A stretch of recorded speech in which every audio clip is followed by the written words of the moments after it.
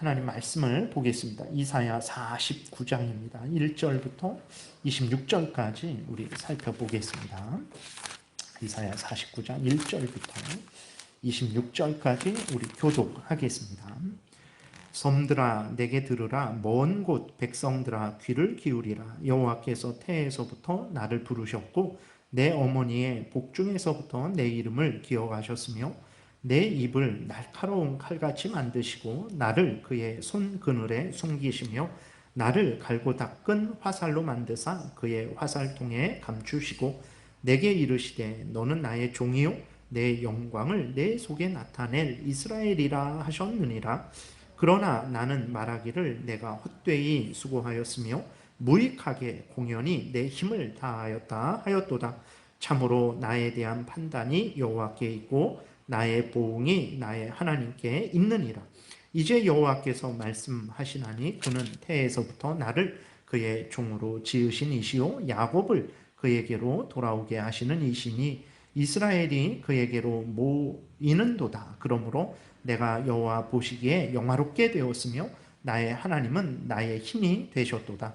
그가 이르시되 내가 나의 종이 되어 야곱의 지파들을 일으키며 이스라엘 중에 보존된 자를 돌아오게 할 것은 매우 쉬운 일이라. 내가 또 너를 이방의 빛으로 삼아 나의 구원을 베풀어서 땅 끝까지 이르게 하리라.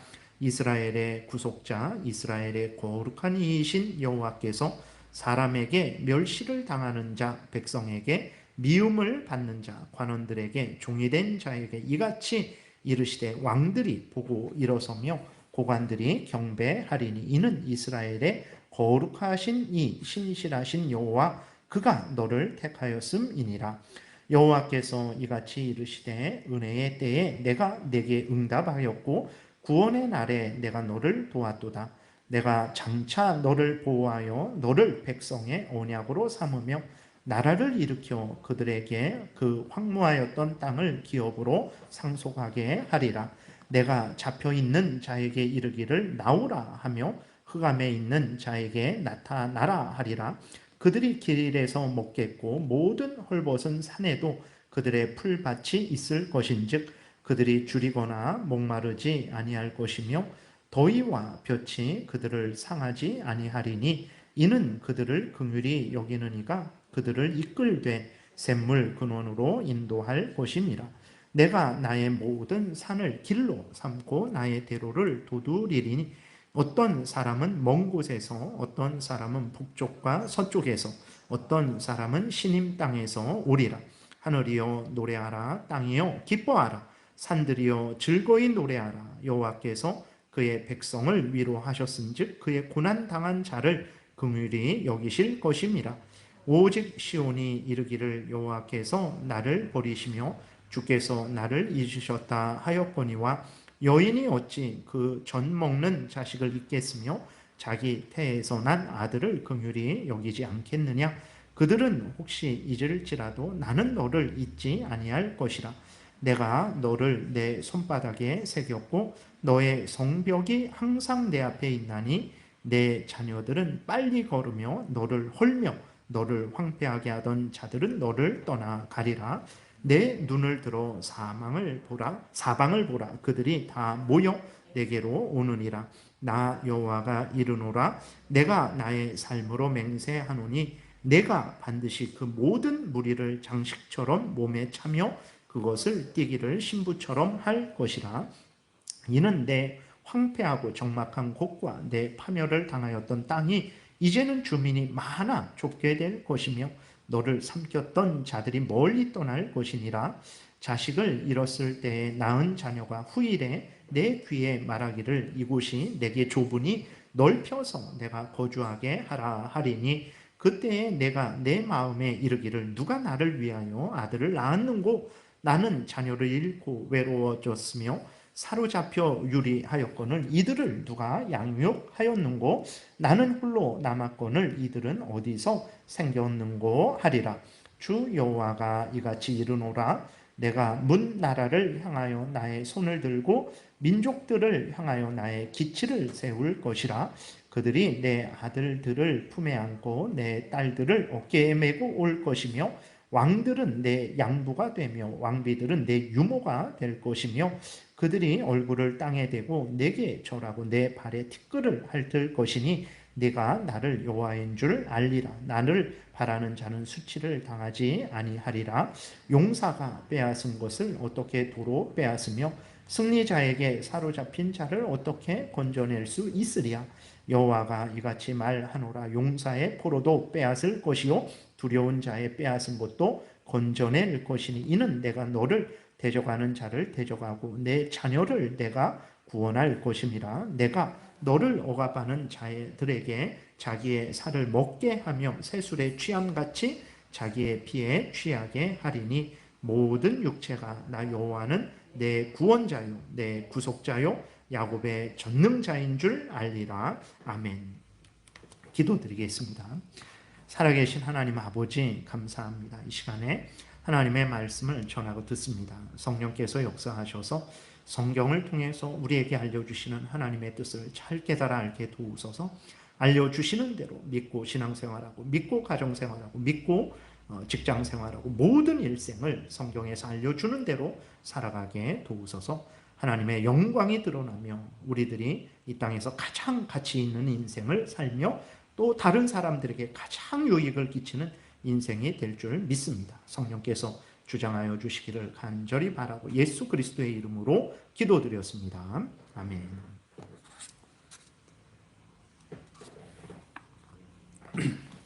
예, 지난 시간에는 우리가 1절에서 7절을 좀 살펴봤습니다. 그래서 1절에서 7절이 드러내는 것은 이제 예수 그리스도를 드러내는 거죠. 예수 그리스도가 여호와의 종, 이제 하나님이신데 우리의 구원을 위해서 성부 하나님께서 계획하신 그 구원 사역을 성취하시기 위해서 이 땅에 우리와 같이 되셔서 하나님의 뜻에 복종을 하셨어요. 그래서 그 성자 하나님 예수 그리스도를 여호와의 종이라고 이렇게 말하는 거예요.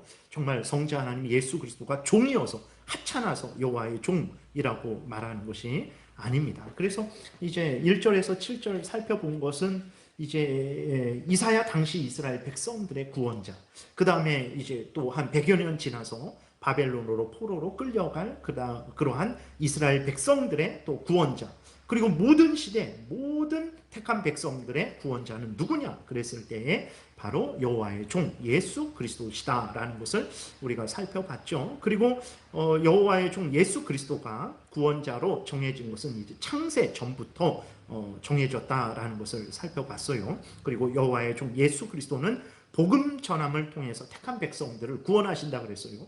하나님 예수 그리스도께서 칼을 들고 뭐 로마를 정복하고 뭐 이렇게 뭐 중국이나 뭐 미국이나 그런 나라와 싸워서 하나님의 나라를 확장하시는 것이 아닙니다. 복음 전함을 통해서 이제 하나님의 나라가 확장되는 거예요. 그렇기 때문에 교회는 절대로 어떤 뭐 물질을 탐하거나 세상 권세를 탐해서는 절대로 안 됩니다. 뭐 그런 물질을 다 버려야 되냐? 그것은 아니죠. 올바로 하나님이 주셨으면 잘 사용을 해야 되는 거예요. 그러나 물질이 또 선교하는데 많은 도움을 받습니다.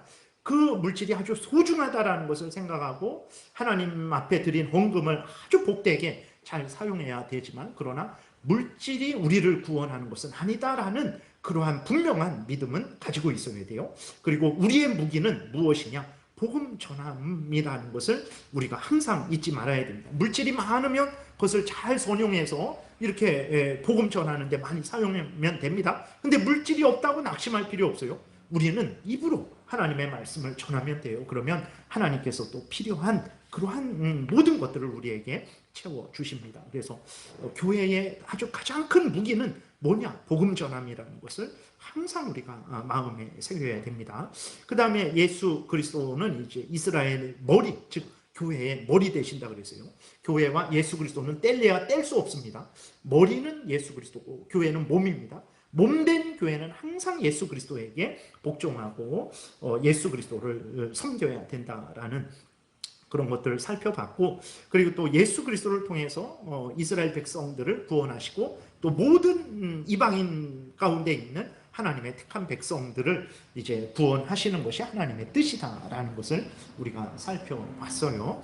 오늘은 이제 8절부터 보게 되면 이렇게 하나님이 1절부터 7절까지 예수 그리스도를 소개하고 이 예수 그리스도가 바로 너희들의 구원자다. 이스라엘 백성들에게 이사야 당시나 또 포로로 끌려가서 바벨론에서 이제 고통당하며 포로 생활하는 이스라엘 백성들에게나 그리고 모든 시대에게 이제 하나님이 선포하시는 거죠. 그리고 실제적으로 8절부터는 이 예수 그리스도를 통해서 하나님께서 이스라엘 백성들을 구원하시는 그 계획을 구체적으로 이제 우리에게 알려주시면서 소망을 가지라고, 이사야 당시 이스라엘 백성들에게 하나님이 구원하신다라는 것을 굳게 믿고 소망을 가지라고, 그리고 또 바벨론으로 포로로 끌려가서 거기서 고통당하는 이스라엘 백성들에게 예수 그리스도를 통해서 구원하실 것이다라는 것을 미리 알려주시는 거죠. 나중에 보라고. 그래서 그 포로로 끌려간 이스라엘 백성들로 하여금 소망을 갖게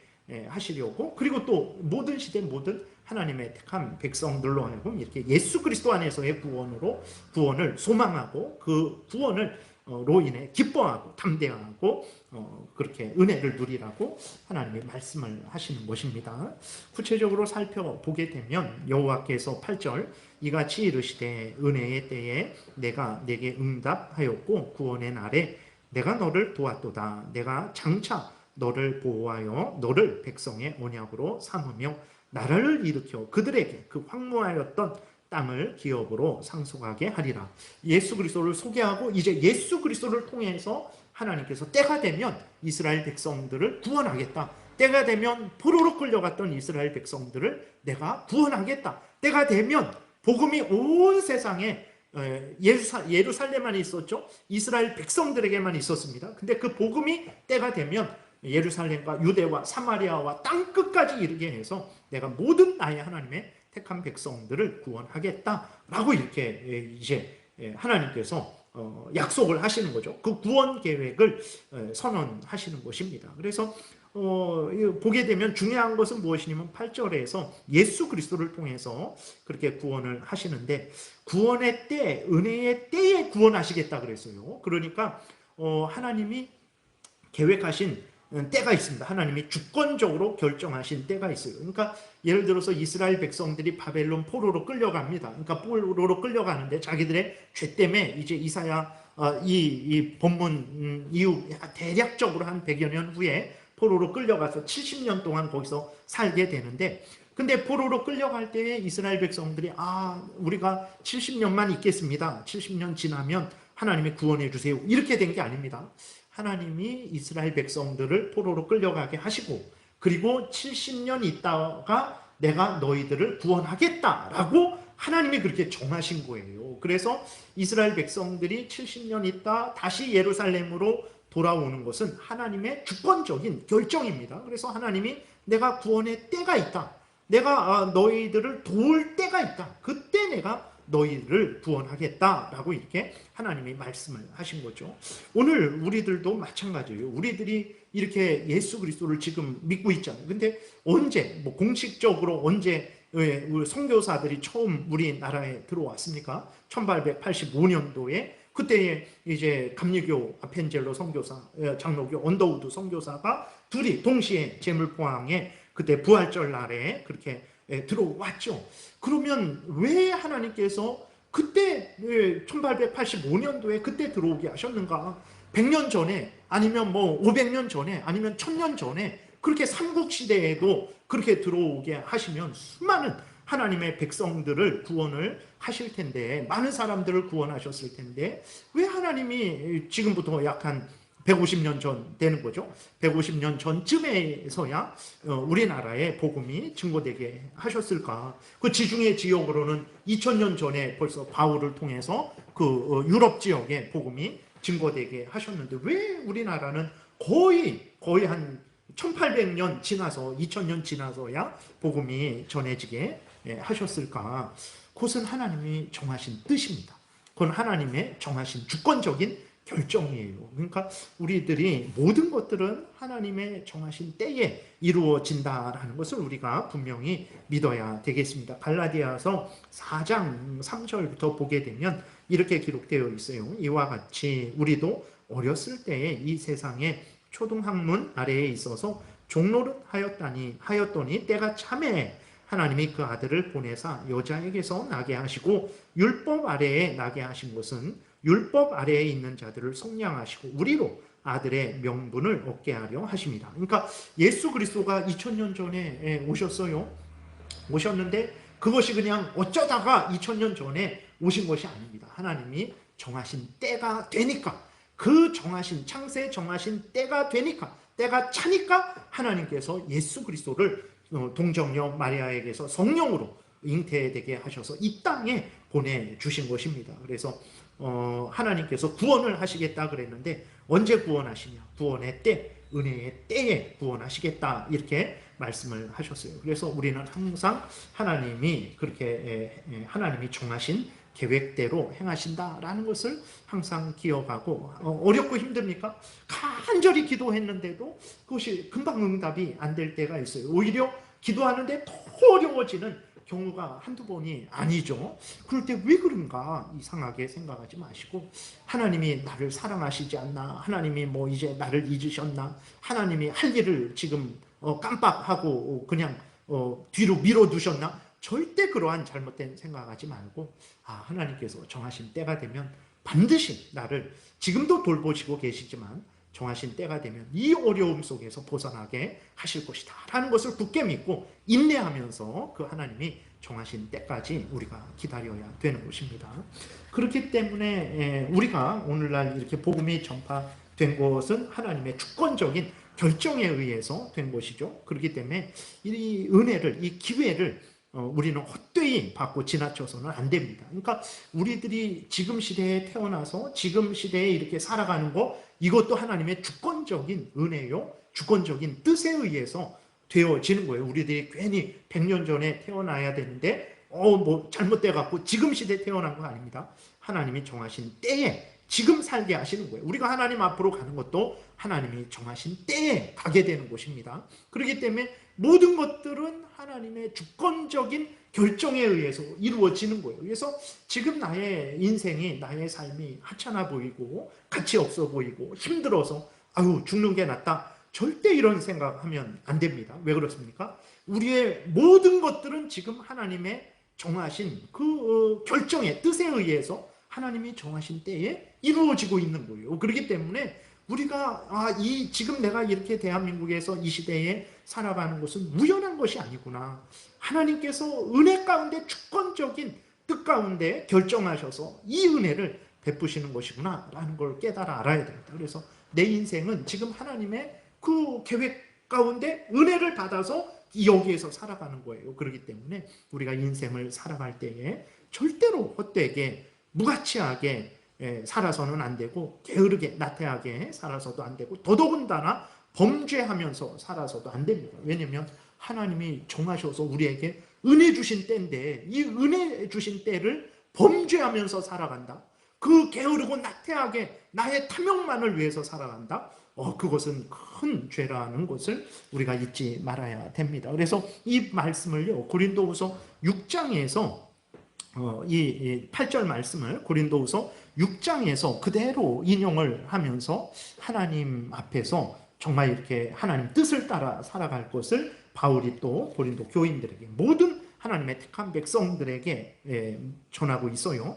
고린도후서 6장 1절에 보게 되니까, 우리가 하나님과 함께 일하는 자로서 너희를 권하노니 하나님의 은혜를 헛되이 받지 말라. 이르시되 내가 은혜 베풀 때에 너에게 듣고 구원의 날에 너를 도왔다 하셨으니 보라 지금은 은혜 받을 만한 때요, 보라 지금은 구원의 날이로다 라고 이렇게 말하고 있어요. 그러니까 지금 우리가 이렇게 살아가고 있는 것은 하나님이 정하셔서 우리에게 은혜 주신 때입니다. 이 은혜의 때를 헛되이 받지 말아야 돼요. 지나치지 말아야 됩니다. 그리고 하나님이 나는 이 시대에 내가 이렇게 사는 게 무슨 가치가 있나 이렇게 생각을 하지만, 하나님이 뭐라고 말씀하십니까? 지금 너는 은혜 받을 때다.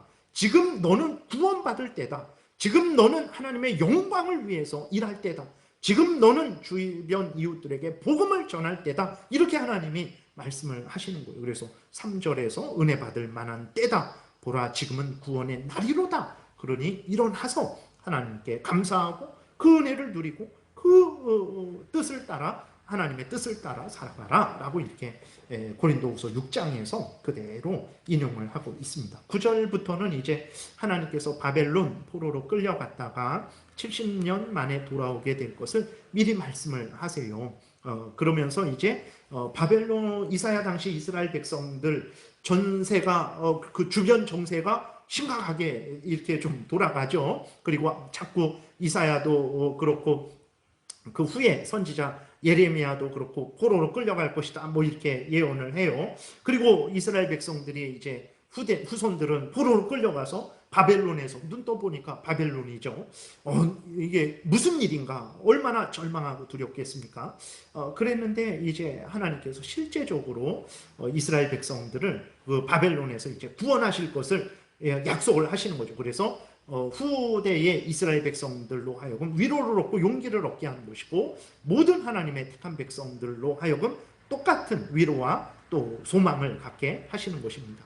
9절에 보게 되니까 내가 잡혀있는 자에게 이르기를 나오라 하며 흑암에 있는 자에게 나타나라 하리라. 이것은 이제 포로로 끌려가서 바벨론에 있는 이스라엘 백성들을 의미하는 거예요. 근데 그들만 구원하겠다라는 게 아니라 그렇게 바벨론으로 포로로 타국 땅으로 끌려가서 종로로 타지만 하나님은 그 속에서도 너희들을 구원하는 전능자다. 그러니까 거기에 그렇게 포로로 있다고 해서 낙심하고 절망하지 말아라. 내가 약 150년 더 전에, 내가 한 200년 전에 내가 이것을 너희들에게 미리 예언하지 않았냐. 그러니 바벨론에서 두려워하지 말고 하나님이 구원하실 것을 굳게 믿고 감사함으로 기쁨으로 너희들의 할 일을 행하라 라고 하나님이 그렇게 말씀을 하시는 것입니다. 그래서 영적으로 이것은 우리도 마찬가지예요. 하나님께서 우리들의 지금 이 땅에서 사는 인생이 언제, 이 땅이 언제 이렇게 선하게 될까? 예수 그리스도가 언제 오셔서 우리를 구원하실까? 정말 우리가 천국에 갈 수 있을까? 이 땅에 살게 되면 천국을 우리가 몇 번이나 하루에 생각을 합니까? 거의 생각도 안 하고 지나칠 때가 많죠. 그런데 분명한 것은 하나님께서 반드시 우리를 구원하셨고 또 구원하고 계시고 앞으로 구원하실 것이라는 것을 우리가 굳게 믿어야 되겠습니다. 그리고 또 아주 우리가 살펴볼 것은 하나님께서 내가 잡혀있는 자에게 이르기를 나오라, 흑암에 있는 자에게 나타나라 이렇게 명령을 하세요. 그러니까 이스라엘 백성들이 포로로 끌려갔다고 해서 자기들이 힘을 모으고 군대를 조직하고 그 다음에 바벨론과 맞서 싸워서 그렇게 포로로 나올 수 있는 게 아닙니다. 오늘 우리도 마찬가지죠. 우리들이 이렇게 그러니까 먼저 그 이스라엘 백성들이 이제 포로에서 나오게 된 것은 하나님께서 때가 되어서 명령하셨기 때문에 그 일이 이루어진 거예요. 오늘 우리들도 마찬가지입니다. 그러니까 우리들이 예수 믿기 전에는 어떤 존재들이었습니까? 하나님이 있는지도 몰랐어요. 하나님이 무슨 하나님이냐? 저 태양이, 아니면 저 부처신이, 아니면 저 용왕신이 우리를 지켜주고 보호하고 그러는 거지, 이런 생각을 하고, 우리가 죄인인 줄도 몰랐고, 우리가 큰 사탄 마귀의 종로로 타는지도 몰랐고, 우리가 지옥불에 던져져야 되는 존재인지도 우리는 몰랐어요. 아무것도 몰랐어요. 근데 성령께서 말씀으로 우리를 거듭나게 하시고 깨닫는 마음을 주시니까, 깨닫는 눈을, 보는 눈을 주시니까, 듣는 귀를 주시니까 우리가 하나님 앞에서 죄인임을 알고 내가 지옥 형벌을 받을 존재라는 것을 알게 되고, 그런데 예수 그리스도를 믿으면 구원해 주시는 하나님의 또 은혜를 깨달아 알게 되어서 예수 그리스도를 믿고 회개하고 돌이키게 된 것이죠. 그러니까 우리의 구원은, 이스라엘 백성들의 구원도 하나님이 때가 되어서 나오라 이렇게 명령하시니까 나오게 된 거예요. 스스로 자기들이 나오지 못합니다. 우리들도 마찬가지죠. 때가 되어서 성령을 통해서 말씀으로 우리를 거듭나게 하시고 하나님께로 불러주셨기 때문에 우리가 성령의 역사하심에 의해서 우리가 하나님 앞에 나오게 된 것입니다. 그래서 앞에서도 말씀드렸듯이 모든 것들은 하나님의 주권적인 결정에 의해서 다 이루어진다라는 것을 우리가 항상 잊지 말아야 됩니다. 그래서 우리의 구원은 하나님이 우리의 구원을 허락하셨기 때문에 우리가 구원의 은혜를 누리는 거지, 우리가 먼저 나오게 해주세요, 나오라고 명령해 주세요, 예수 그리스도를 보내주세요, 그래서 십자가에 못 박혀 죽게 하세요. 그래서 우리를 구원해 주세요. 이렇게 된 게 아닙니다. 하나님이 다 그 일을 하시고 우리로 하여금 하나님께로 나오라 이렇게 명령하셨으므로 우리가 하나님 앞에 나오게 됐다라는 것을 항상 잊지 말아야 됩니다. 그래서 구원은 전적으로 처음부터 끝까지 은혜라는 것을 우리가 명심해야 되겠습니다. 9절 후반부터는 이제 하나님이 이스라엘 백성들을 구원하시는데 그들을 포로에서 돌아오게 하시는데 그 모든 그 귀한 길을 안전하고 복되게 인도하실 것임을 약속을 하고 있어요. 9절부터 11절까지 이렇게 보게 되니까 그들이 길에서 먹겠고 모든 헐벗은 산에도 그들의 풀밭이 있을 것인즉 그들이 줄이거나 목마르지 아니할 것이며 더위와 볕이 그들을 상하지 아니하리니 이는 그들을 긍휼히 여기는 이가 그들을 이끌되 샘물 근원으로 인도할 것임이라. 내가 나의 모든 산을 길로 삼고 나의 대로를 도두리니 라고 이렇게 기록이 되어 있습니다. 그래서 하나님께서 바벨론에서 이스라엘 백성들이 포로로 귀환하는 그 거리가 아주 멀어요.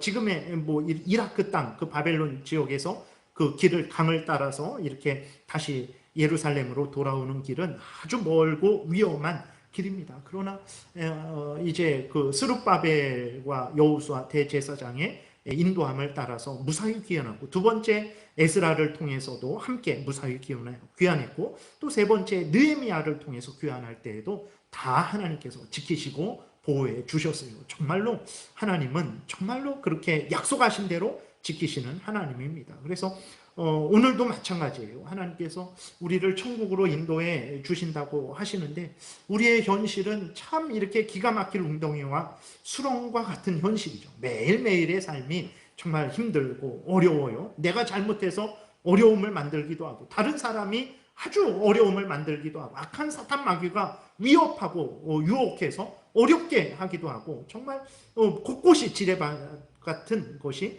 우리의 인생인데 두려워하지 마십시오. 하나님께서 포로로 끌려간 이스라엘 백성들을 때가 되니까 그 바벨론에서 나오게 하시고 예루살렘까지 안전하게 인도하신 것처럼 하나님께서 우리를 천국까지 안전하게 인도하실 거예요.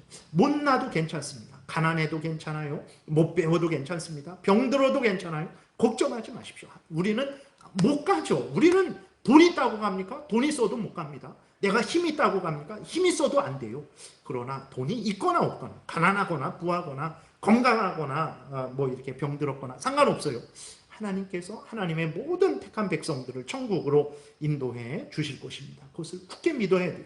증거를 보여주시는 거예요. 하나님께서 바벨론 포로로 끌려갔던 이스라엘 백성들을 돌아오게 하시는 것을 통해서 반드시 하나님의 택한 백성들, 그 용사잖아요. 바벨론 그 강대한 그 자들이 포로로 끌려갔는데 순순히 돌려주겠습니까? 근데 하나님이 역사하시니까 그 바벨론도 망하게 되고 하나님께서 그 용사의 손에서 이스라엘 백성들을 건져내신 거예요. 반드시 우리들을 이렇게 천국으로 인도해 주실 것이라는 것을 굳게 믿고 두려워하지 말고 담대함으로 하나님 앞에서 이제 우리의 신앙길을 걸어가야 됩니다. 내 눈에는 아무것도 안 보이고 너무나 힘들고 너무나 어렵지만 두려워하지 마십시오. 기도하시고 하나님께서 건져주실 것을 인도하실 것을 굳게 믿고 앞으로 나아가면 되는 것입니다. 그 다음에 이제 12절부터 13절에 보게 되니까 어떤 사람은 먼 곳에서 어떤 사람은 북쪽과 서쪽에서 어떤 사람은 시님 땅에서 오리라. 어디에 있어도 괜찮습니다. 어떤 상황이어도 괜찮아요. 저는 뭐 너무 부족합니다. 괜찮습니다. 예수 그리스도 안에서 복되고 풍성하게 될 거예요. 저는 너무나 연약합니다. 예수 그리스도 안에서 강건하게 될 것입니다. 어디에 있든 어떤 상황이든 괜찮아요. 이렇게 하면 내 인생 손해보는 거 아닌가? 절대 손해보지 않습니다. 하나님께서 다 채워주실 거예요. 하나님께서 다 은혜 내려주실 거예요. 먼 곳에 있든 북쪽에 있든 서쪽에 있든 전혀 상관없습니다. 어느 나라 어느 땅에 있든 하나님이 다 찾아내실 거예요. 하나님이 다 인도하실 거예요.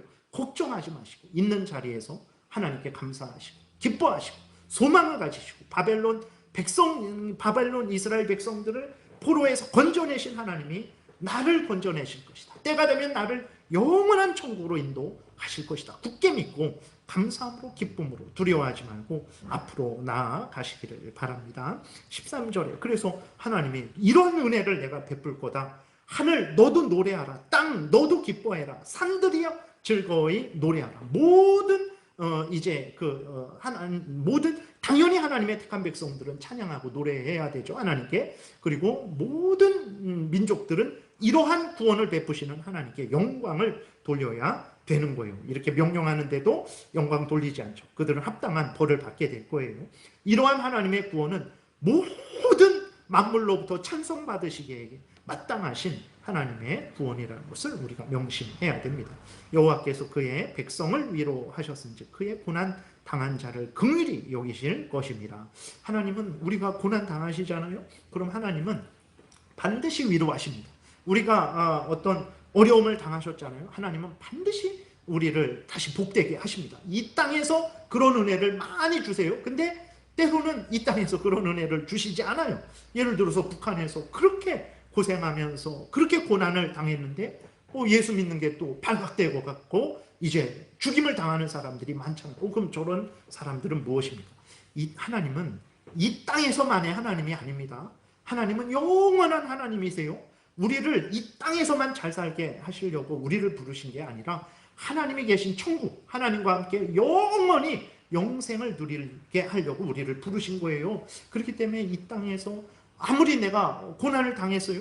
내가 100억 받으면 괜찮다. 이렇게 내가 만족을 할까요? 절대 그러지 않습니다. 내가 10,000원이 없어서 아주 힘들고 어렵게 인생을 살았어요. 하나님이 100억을 주셨어요. 인간은 어떤 생각을 합니까? 하나님 1,000억까지는 주셔야 되지 않습니까? 그러니까 이 땅에서의 보상이 하나님으로부터 있어요. 근데 그 보상은 천국에서 주시는 보상과 비교하면 잠깐 임시적으로 주시는 보상입니다. 진짜 보상은 천국에서 이루어질 거예요. 그렇기 때문에 우리들이 어느 곳에 있든 어떤 형편 처지이든 불평하고 원망하고 비교하고 낙심하고 그럴 필요 없어요. 나는 저 사람보다 나으니까 교만하고 절대 그래서는 안 됩니다.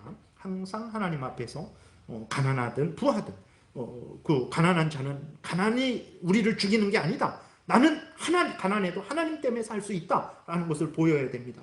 부한 자는 부 때문에 내가 사는 게 아니다. 나는 하나님 때문에 사는 것이다 라는 겸손을 보여야 되는 거예요. 그래서 가난한 자는 가난한 자대로, 아픈 자는 아픈 자대로 하나님의 뜻을 행하면 되는 것이고, 부한 자는 부한 자대로, 건강한 자는 건강한 자대로 하나님을 드러내고 하나님의 뜻을 나타내면 되는 거예요. 그러면 각자에게 하나님이 전혀 아쉽지 않도록 하나님께서 우리에게 갚아 주신다라는 것을 하나님이 긍휼히 여기실 것이다. 하나님이 위로해 주실 것이다. 라는 것을 이제 굳게 믿어야 됩니다. 근데 이스라엘 백성들은 어떻게 했습니까? 이러한 하나님의 그 선한 의도를 의심하고 불신했어요. 오늘날도 우리도 늘 동일한 죄를 짓죠. 우리들도 어떻습니까? 하나님께서 나를 잊으셨나 보다. 하나님께서 나를 버리셨나 보다. 하나님께서 나를 사랑하시지 않나 보다라고 늘 의심을 하고 하나님의 약속, 이 성경 창세기부터 계시록까지 이 놀라운 하나님의 약속과 증거들이 있는데도 불구하고 믿지 않고 불안해하고 두려워하고 원망하고 불평하는 그런 일을 할 때가 많죠. 우리가 회개해야 될 일입니다.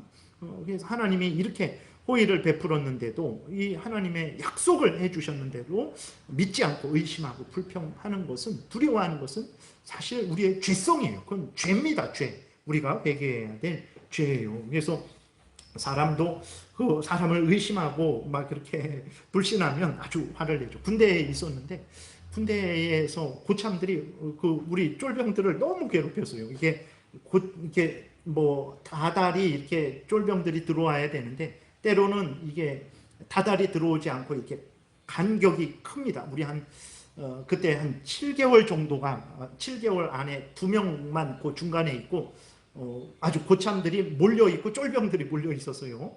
그렇게 되니까 이제 고참들이 더 이렇게 똘똘 뭉쳐서 쫄병들을 많이 괴롭혔어요. 그래서 우리가 고참 2명, 그 중간에 있는 2명과 함께 저항을 했어요. 그래서 나쁜 저항이 아니라 합법적인 저항을 했어요. 그렇게 되니까 이제 고참들이 처음에 막 뭐라 그러다가 나중에는 그래 알겠다. 너희들의 요구를 들어주겠다. 이렇게 했어요. 좋게. 그래서 끝으로 뭐 할 말이 뭐냐. 그러니까 우리 쫄병들이 그럼 그 약속한 것을 꼭 지켜주세요. 그랬더니 자기들의 호의를 의심했다고 다시 괴롭히는 그런 일들이 있었는데, 인간들도 자기의 호의를 의심하면 이렇게 모독을 느껴요.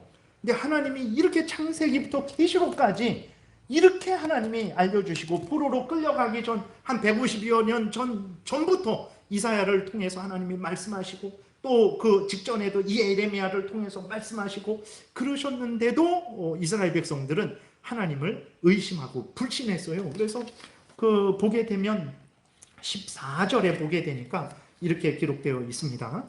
오직 시온이 이르기를 여호와께서 나를 버리시며 주께서 나를 잊으셨다 하였거니와. 그러니까 하나님이 이렇게 약속하시고, 그리고 포로로 끌려간 것도 징계 때문에 끌려간 거거든요. 그리고 하나님은 징계하시면 반드시 회복시켜 주십니다. 그것은 버리는 것이 아니기 때문에 하나님은 반드시 회복시켜 주시는데도 불구하고 하나님이 나를 버리셨다, 하나님이 나를 잊으셨다, 이런 생각을 한 거예요. 그러니까 이사야 당시 이스라엘 백성들도 그렇고, 포로 때의 백성들도 그렇고, 그 다음에 오늘 우리들도 그렇죠. 하나님이 안타까워하시면서 말씀을 하십니다. 우리 고참들은 모독을 느꼈다고 우리를 다시 괴롭혔는데 하나님은 그러지 않으셨어요. 어떻게 하십니까? 친절히 절대로 너희를 버리지 않는다 라고 다시 한번 이제 아주 귀한 예를 들어 주십니다. 15절에 보서 난 아들을 긍휼히 여기지 않겠느냐? 그들은 혹시 잊을지라도 나는 너를 잊지 아니할 것이라. 내가 너를 내 손바닥에 새겼고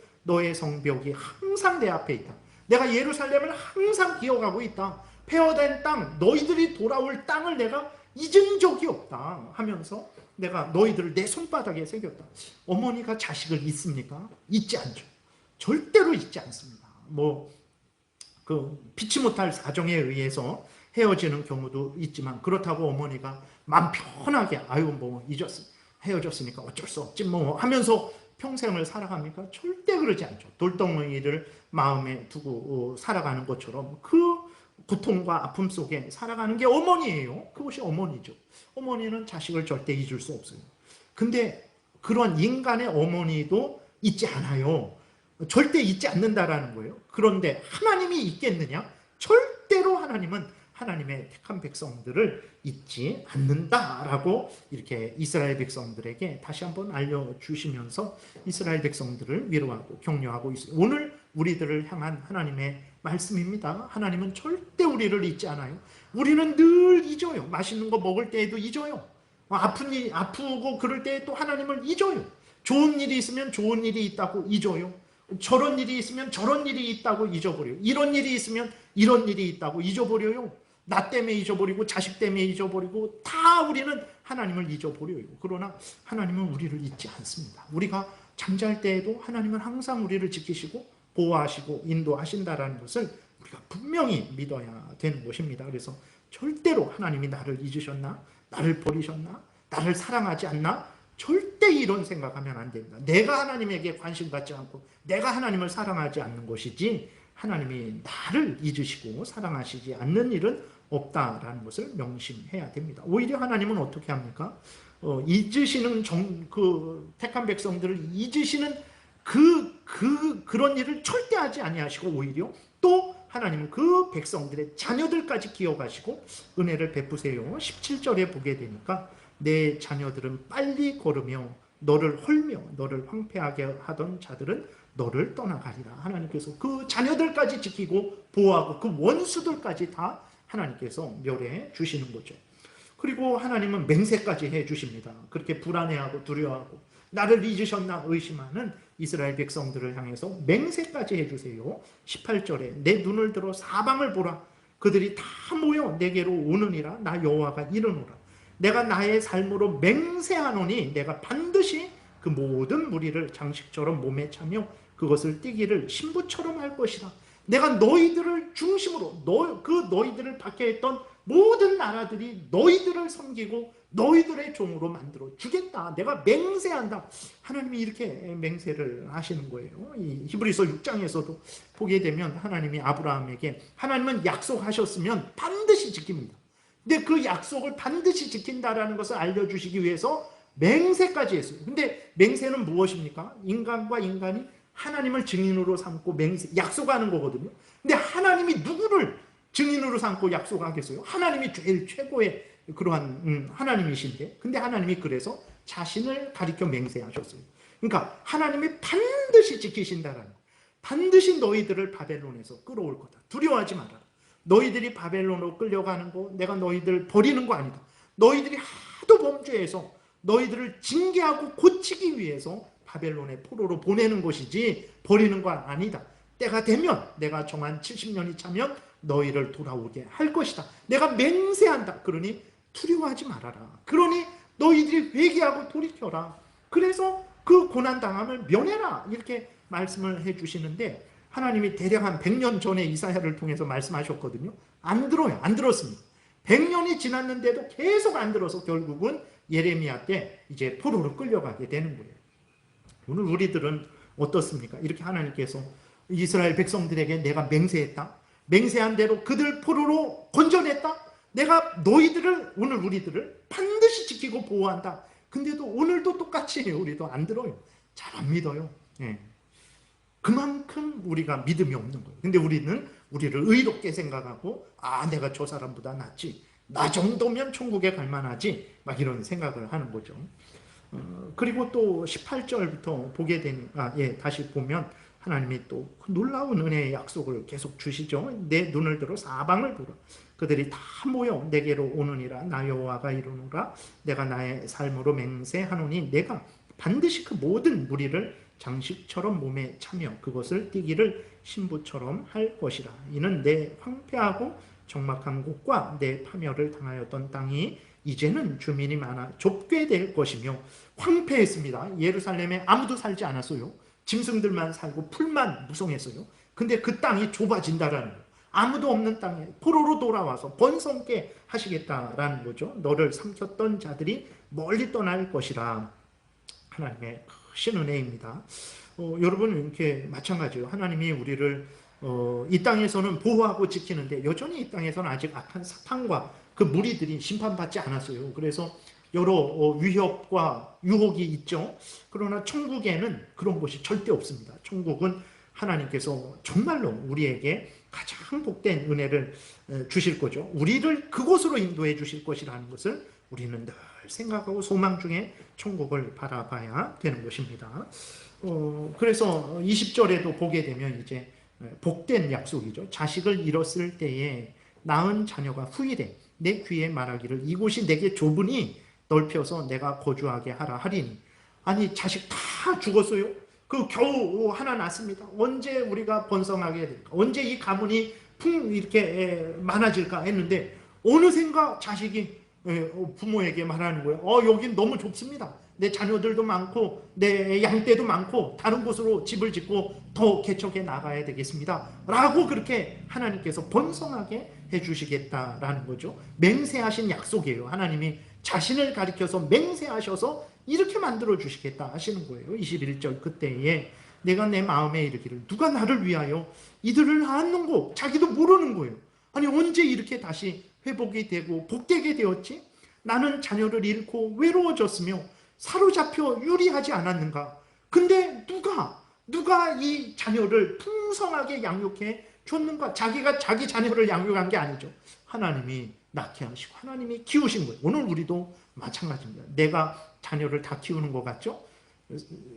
양심적으로 손을 얹고 따져보면 그러지 않아요. 자녀가 잘 때 항상 지켰나요? 같이 자죠. 아플 때에 자녀가 아플 때에 내가 아팠으면 좋겠다 이런 말 하지만 진짜 항상 그런 마음 가졌나요? 너무 애가 많이 아프고 힘들면 아우 좀 빨리 낫으면 좋겠다 막 이런 마음도 같이 항상 아이고 내가 대신 아팠으면 좋겠다.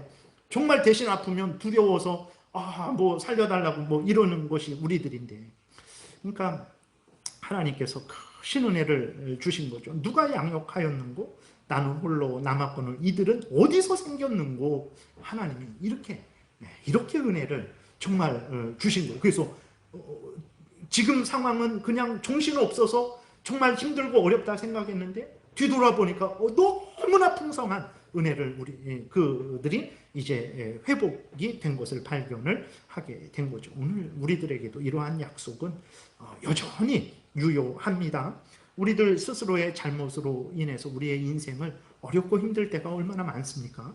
다른 사람들의 위협과 공격으로 인해서 우리의 인생이 너무나 힘들고 어려운 때가 또 얼마나 많습니까? 악한 사탄 마귀의 공격으로 인해서 우리 자신과 우리의 삶이 황폐하게 되는 경우가 많아요. 그러나 그럴 때라도 낙심하지 마십시오. 지금이 힘들고 어려워도 낙심할 필요가 없어요. 왜 그렇습니까? 하나님께서 바벨론 포로를 돌아오게 하시고 번성케 하신 것처럼 우리들에게도 그러한 은혜를 계속해서 주실 거예요. 아니 아직까지 내 인생에 얼마 남지 않았는데 나아진 거 없습니다. 두려워하지 마세요. 천국에서 상상할 수 없는 큰 위로와 하나님께서 갚아주심을 얻게 될 거예요.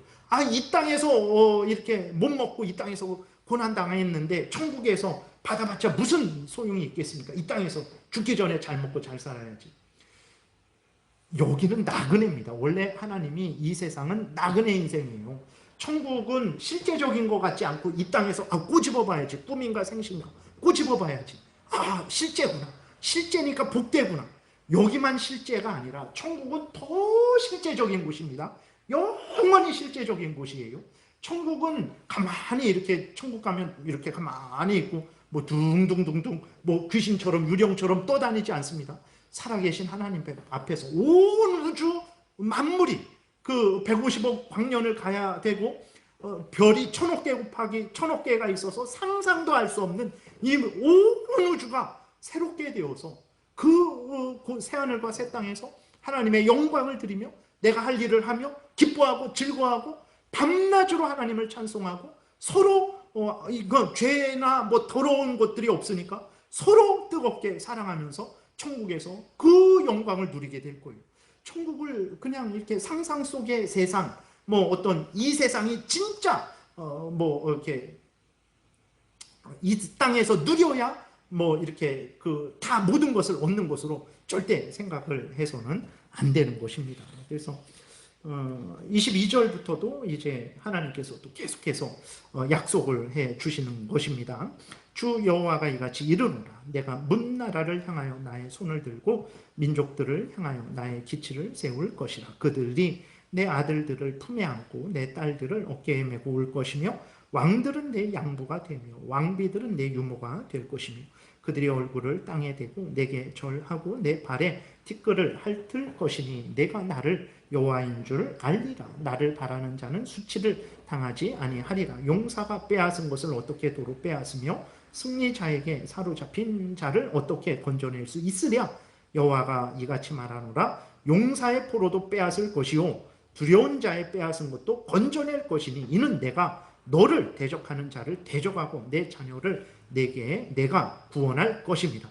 내가 너를 억압하는 자들에게 자기의 살을 먹게 하며 새술에 취함같이 자기의 피에 취하게 하리니 모든 육체가 나 여호와는 내 구원자요 내 구속자요 야곱의 전능자인 줄 아니라. 하나님께서 여호와의 종 예수 그리스도를 통해서 하나님의 택한 백성들 이스라엘 백성들을 구원하십니다. 이사야 당시의 이스라엘 백성들, 그 다음에 포로로 끌려가서 바벨론 포로된 이스라엘 백성들, 그리고 모든 시대 모든 하나님의 택한 백성들을 하나님께서 예수 그리스도 안에서 구원해 주세요. 근데 우리가 구원받았는데 무슨 내가 왕의 자녀가 되고 뭐 왕비가 나의 유모가 되고 뭐 그런 거 아닌데요. 그러니까 중요한 것은 하나님의 이 구원은 이 땅에서의 이러한 과정을 통해서 이 구원이 완성되고 성취되는 것은 천국에서 새하늘과 새 땅에서 마지막 때에 예수 그리스도께서 다시 오실 때 완성되는 거예요. 그 구원의 약속은 당연히 이 땅에서의 구원도 포함됩니다. 포로로 끌려갔던 이스라엘 백성들을 구원하시죠. 이 땅에서 하나님이 우리가 어렵고 힘들 때 고난당할 때 하나님이 구원해 주세요. 그러나 이러한 이 땅에서의 구원은 영원한 천국에서의 구원을 맛보게 해주는 거예요. 그러니까 이 땅에서 뭐 하나님 왕이 나의 양보가 되고 내가 왕의 자녀 된다고 했는데 아닙니다. 그렇게 할 필요가 없어요. 하나님께서 그런 것들을 통해서 영원한 천국에서 그 은혜를 내려주신다는 것이고 실제적으로 우리는 하나님의 자녀죠. 우리는 왕의 자녀들입니다. 만왕의 왕 대신 나라 대한민국의 대통령의 자녀 이 정도가 아니라 만왕의 왕 대신 근데 그것을 세상적인 인간적인 눈으로 보면 좀 조롱을 하는 거죠. 그게 무슨 은혜냐. 그러니까 그렇게 생각을 가진 사람들은 아직도 인간적인 이생의 자랑거리, 안목의 정욕거리를 추구하는 거죠. 그러나 믿음의 눈을 떠보세요. 진짜 복되지 않은가. 여러분, 우리가 죄에는 사탄 마귀가 역사합니다. 죄 가운데는 항상 사탄 마귀가 역사해요. 사탄의 종로로 타는 거예요. 예를 들어서 내가 가끔 이렇게 영상 같은 데 보게 되면 도둑들이 사람을 죽여서 돈을 빼앗는 것을 보게 되죠. 그걸 보면서 저 사람이 저 돈을 갖고 가서 진짜 기쁜 마음으로 밥을 사 먹고 무엇을 살 수 있을까? 저렇게 사람을 죽이고 그 돈을 뺏어 가는데. 근데 그 사람은 이제 그것을 복으로 여기겠죠. 그러나 믿음의 눈을 뜨고 보게 되면 그거보다 불행한 것이 없어요. 그거보다 정말 두려운 것이 없는 거예요. 왜 그렇습니까? 지금은 그 돈을 빼앗아서 자기가 먹고 싶은 거 먹고 사고 싶은 거 사지만 잠시 잠깐 오면 하나님의 심판을 받고 영원한 지옥불에 던져질 것이기 때문에 그렇죠. 죄는 항상 이렇게 죽음이 있어요. 죽음도 영원한 지옥 죽음이 있습니다. 이 땅에서도 그게 자랑입니까? 사람을 죽여서 칼로 찌르고 그래서 돈을 뺏는 게 내가 힘이 있다라는 자랑입니까? 그건 너무나 불행한 거예요. 근데 우리는 예수 그리스도 안에서 죄로부터, 죄의 권세로부터, 죄의 형벌로부터, 죽음과 이 땅에서의 죽음, 지옥 죽음으로부터, 그 다음에 죄 가운데 역사하는 사탄 마귀로부터 구원을 얻었죠. 그리고 하나님이 우리 아버지예요. 우리 아버지입니다, 여러분. 참 우리의 참된 아버지. 천국에 가다면 우리는 모두 하나님의 자녀. 우리 아버지는 한 분 하나님 아버지, 하나님밖에 없죠. 이것을 생각해 보세요. 얼마나 복된지. 이 땅에서 이제 다윗이 84편에서 정말 악인의 궁정에서의 첫날보다 하나님 성전에서 문지기로 하루가 더 좋습니다라고 고백하는데 아멘. 하나님 그렇습니다. 진실로 그렇습니다. 하나님이 나의 아버지가 되시고 내가 예수 그리스도로 말미암아 구원 얻어 이렇게 하나님의 자녀 된 것, 이거보다 더 큰 복은 없습니다. 근데 세상의 왕의 아들이 안 됐다고 하나님 거짓말하셨네, 하나님의 은혜는 별거 아니대 라고 이렇게 생각하면 안 되는 것입니다. 하나님은 이 땅의 왕보다도 더 큰 은혜를 우리에게 주셨다는 것을 우리가 명심을 해야 되겠습니다. 그리고 이 구원은 앞에서 말씀드린 대로 오직 예수 그리스도를 통해서 이루어지는 거예요. 그러므로 다른 헛된 피조물을 구원자로 착각하지 마세요. 이만희를 착각하니까 그렇게 많은 사람들이, 그렇게 똑똑한 사람들이 이만희에게 그렇게 있는 거예요. 속는 겁니다. 하나님의 교회에도 보게 되면 어마어마하게 지금 하나님의 교회가 정말 젊은 사람들이 넘쳐나고 있어요. 하나님 어머니, 안상홍이 하나님 아버지였어요. 안상홍의 부인이 하나님 어머니였어요. 이제는 안상홍하고 부인하고 그 자녀가 하나님 아들이 돼요. 그래서 하나님 아들을 섬긴다 그러더라고요. 예수 그리스도를 통한 구원밖에 없습니다. 우리가 항상 예수 그리스도를 의지해야 됩니다. 과거도 그렇고 지금도 그렇고 앞으로도 예수님 오실 때까지 수많은 거짓 선지자들, 수많은 적그리스도들이 나와서 그러한 예수 그리스도 행세를 하는데 속지 말아야 됩니다. 그리고 이 모든 구원은 이제 하나님이 정하신 때에 이루어질 거예요. 이 땅에서 어려움을 벗어나는 것도 하나님이 정하신 때에 벗어나게 하실 거예요. 무엇보다도 우리가 천국에서 하나님과 영광을 누리는 거, 하나님이 정하신 때에 그 일이 이루어질 것입니다. 그렇기 때문에 우리는 그 때를 기다리고 소망하고 하나님 앞에서 이 땅에서 소망 가운데 우리의 형편이 어떤 형편 처지이든지 힘들고 어려울지라도 낙심하지 말고 힘을 내고, 부하고 평안하고 여유롭다고 해서 교만하고 게으르고 나태하지 말고 겸손히 하나님을 의지하고, 어떤 형편 처지이든지 하나님 앞에서 우리가 하나님을 사랑하고 의지하고 우리 맡은 본분을 다하는 그런 인생을 살아야 되겠습니다. 기도드리겠습니다.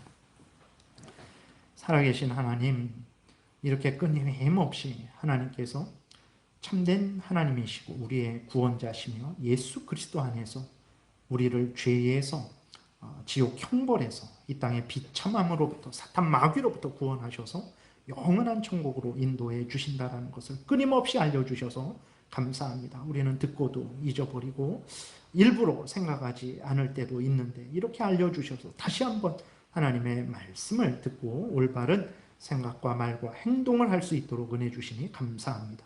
말씀 마음에 새기고 알려주신 대로 믿고 따라서 하나님의 영광 드러내며 복된 인생을 살아가며 사탄 마귀의 유혹에 빠지지 않고 오히려 많은 사람을 돕는 우리 모두가 되게 도우소서. 예수님 이름으로 기도드렸습니다. 아멘.